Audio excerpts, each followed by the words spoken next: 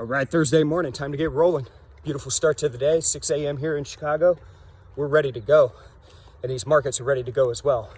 Got the Dow Jones up over 100 pre-market.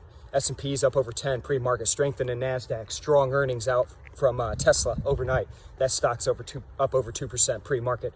Looks like it's going to be a big day. It's been a big week.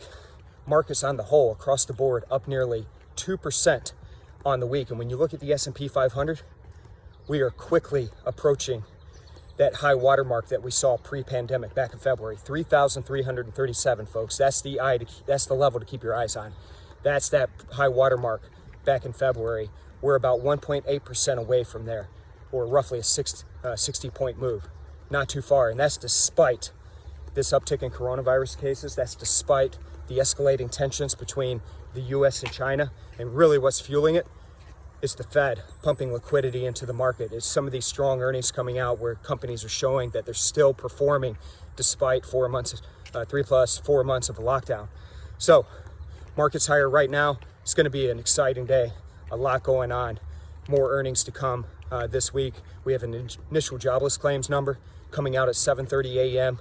Central Time, 8:30 a.m. Eastern Time today. Consensus is 1.3 million jobless claims filed last week. When you look at the Nadex platform and our contract, traders are pricing in about a 77% probability that that number is greater than or equal to 1.2 million. So still a bad number, but greatly improved from some of the months past and weeks past that we've seen.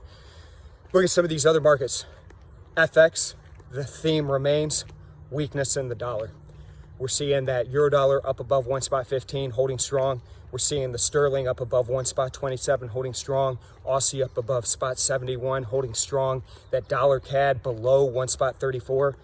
So weakness in the dollar.